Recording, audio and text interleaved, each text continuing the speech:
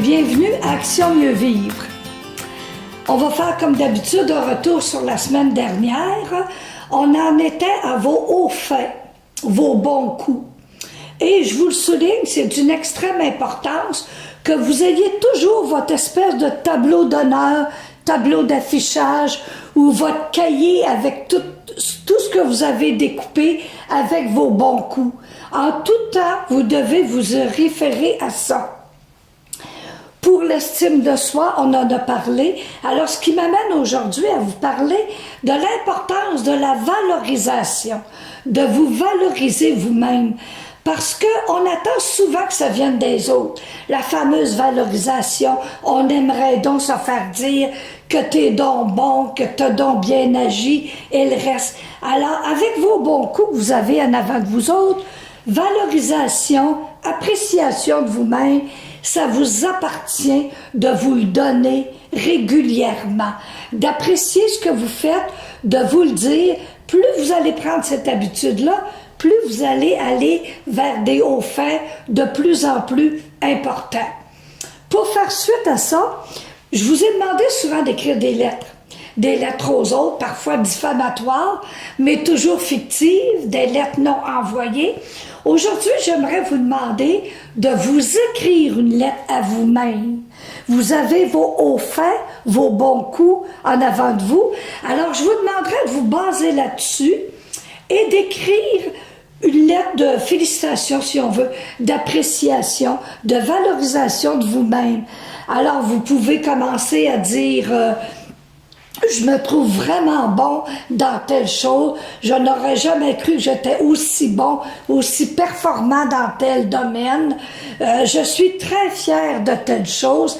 Alors, écrivez-le, ne manquez rien. Ne lésinez pas sur les beaux termes. Alors, vous finissez votre lettre en disant « Je me félicite vraiment et de tout cœur, très sincèrement, d'avoir accompli autant de belles choses dans ma vie. » Alors, cette lettre-là est très importante. Elle peut sembler banale pour certains, mais elle est importante toujours pour la confiance en soi, pour l'estime de soi. Alors, je compte sur vous pour boucler la boucle des 3 premières semaines, de vous écrire cette lettre-là de félicitations et vous en aurez toujours besoin. Alors, on va passer aujourd'hui à exploration parce qu'il faut en venir à se fixer un ou des buts et des stratégies pour les atteindre. Alors là, on va explorer en premier nos besoins. Parce que c'est bien beau de dire « j'aimerais faire telle chose, j'aimerais », mais est-ce que ça correspond, est-ce que ça répond vraiment à un de vos besoins? Et par besoin, je parle de vrais besoins.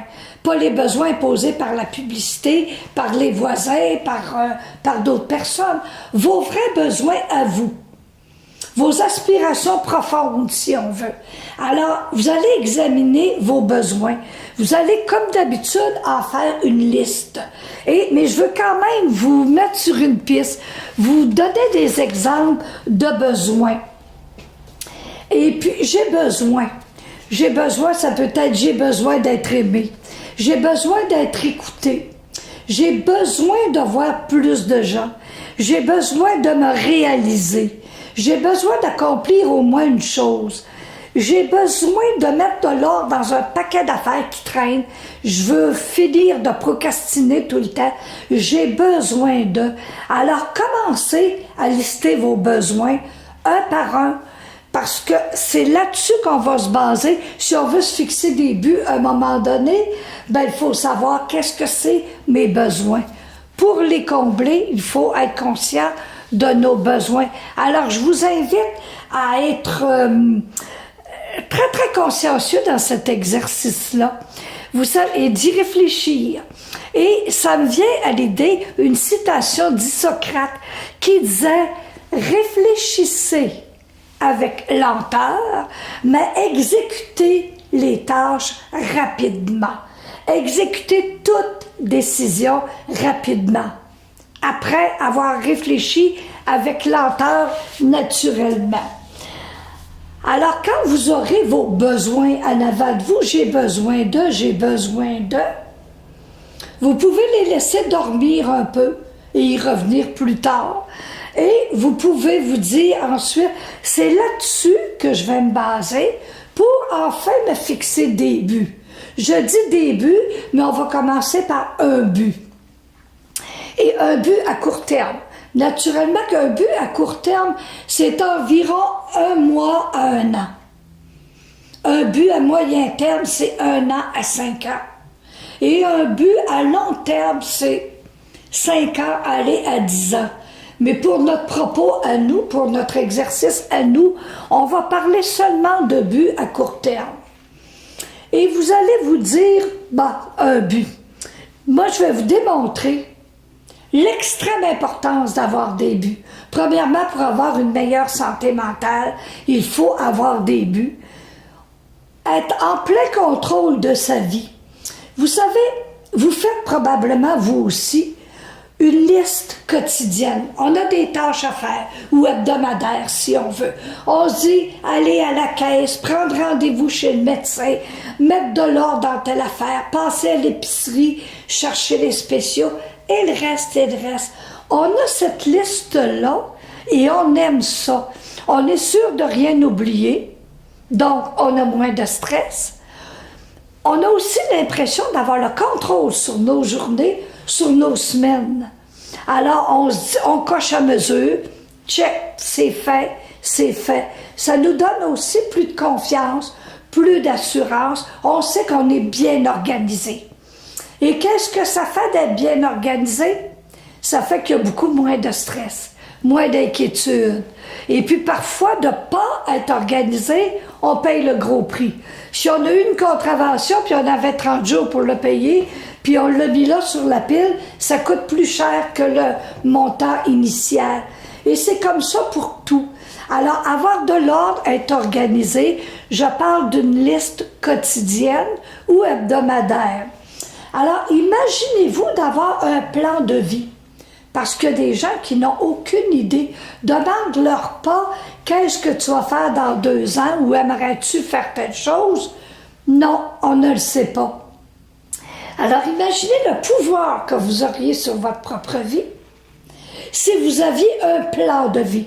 C'est identique à une liste qu'on fait quotidienne ou hebdomadaire, mais seulement vous dites, dans votre plan de vie, moi j'aimerais déménager, avoir un meilleur endroit où vivre, j'aimerais apprendre telle chose, j'aimerais connaître de nouvelles personnes, j'aimerais mettre de la nouveauté dans ma vie, j'aimerais améliorer tel aspect de ma vie, de ma personnalité ou de ma formation et le reste. Alors, avoir un plan de vie, c'est de s'assurer c'est d'avoir plus d'assurance, pardon. C'est d'être plus vivant, c'est d'être en contrôle de sa vie. Alors, vous savez qu'aujourd'hui, l'espérance de vie, ça a beaucoup changé. C'est d'environ 81 ans chez les hommes et 85 ans chez les femmes. Alors, quelqu'un qui prend sa retraite aujourd'hui, il y en a qui prennent leur retraite à 60 ans, même beaucoup avant 65 ans. Alors, si la personne vit encore 20 ans, 25 ans, 30 ans, qu'est-ce que la personne va faire de toutes ces années-là? C'est bien beau d'être à la retraite, mais à moins d'avoir beaucoup d'argent, là, le problème n'est pas très gros. On a beaucoup d'argent, on voyage, on se fait tout ce qu'on veut, ça va très bien. Mais pour les gens qui ont moins d'argent et qui disent, moi, là, j'ai ma pension de vieillesse, peut-être le supplément du revenu garanti, et il me reste en avant de moi 20 ans, 25 ans, peut-être 30 ans. Qu'est-ce que je fais de ça?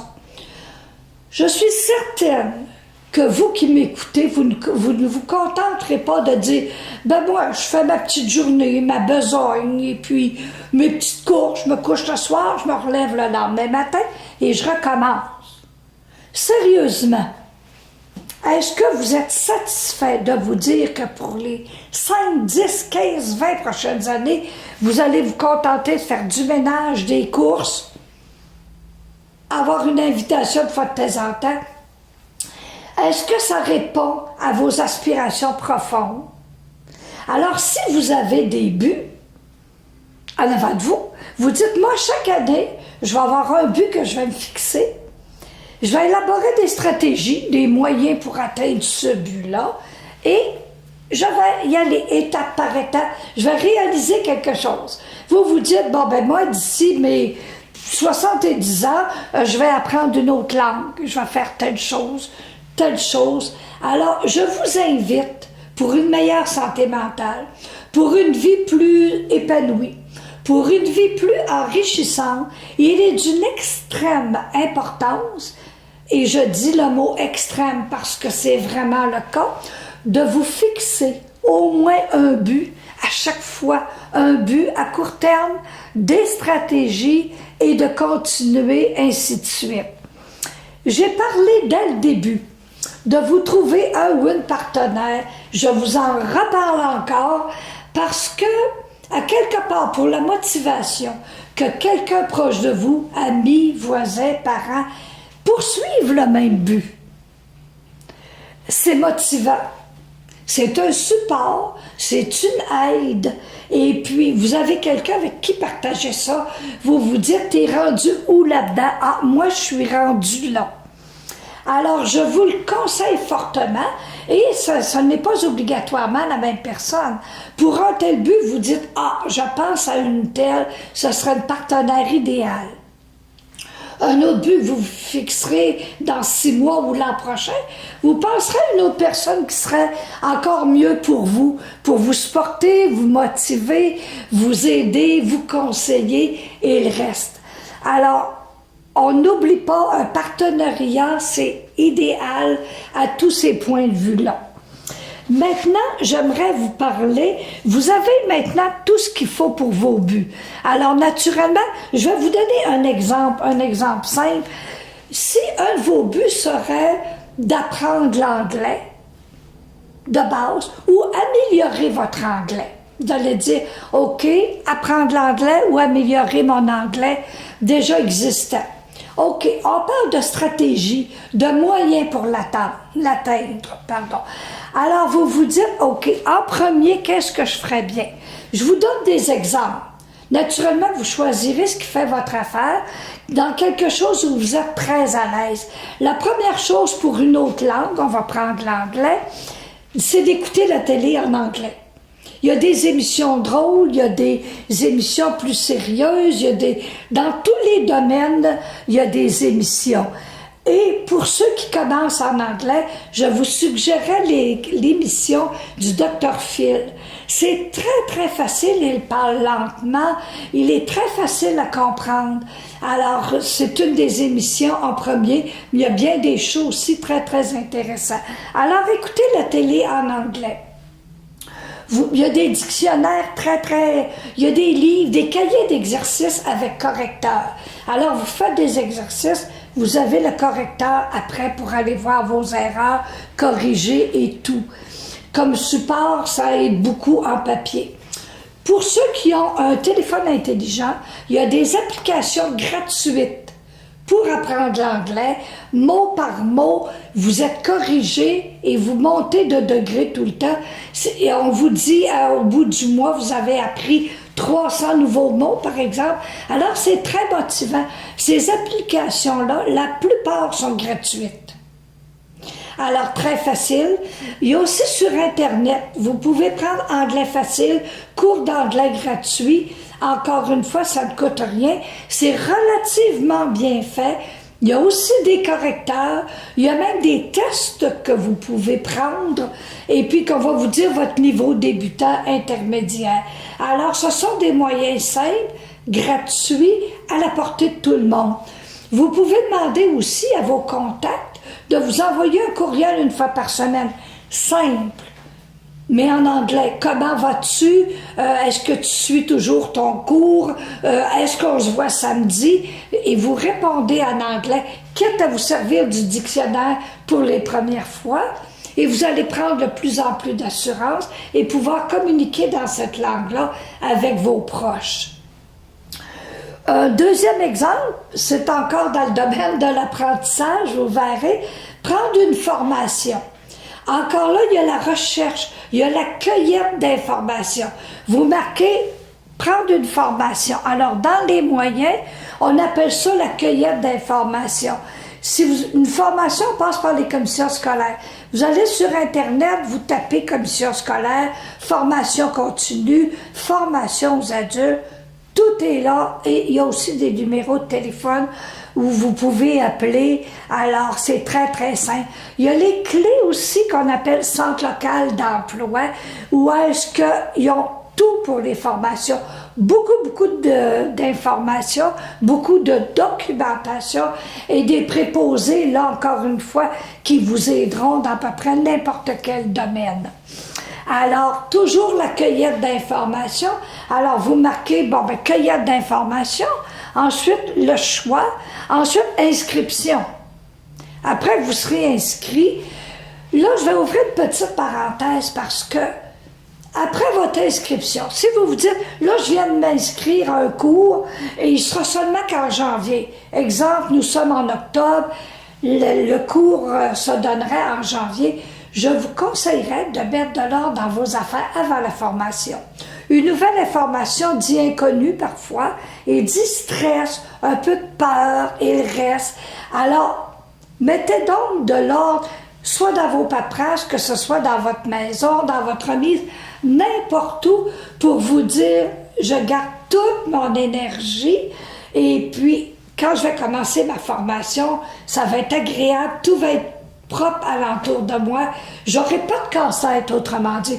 Vous vous libérez l'esprit et vous vous assurez d'être en bonne forme physique et mentale quand vous commencerez une nouvelle formation. Alors, dans les buts, comme je vous disais, à court terme, à moyen terme, c'est ça. Alors, si je récapitule, on a fait l'inventaire de nos besoins, on se responsabilise en les comblant. Vous dites, j'ai tel besoin, c'est à moi à le combler. Alors, on se responsabilise en comblant chacun de nos besoins, en instaurant un but et des manières, des étapes pour atteindre ces buts-là.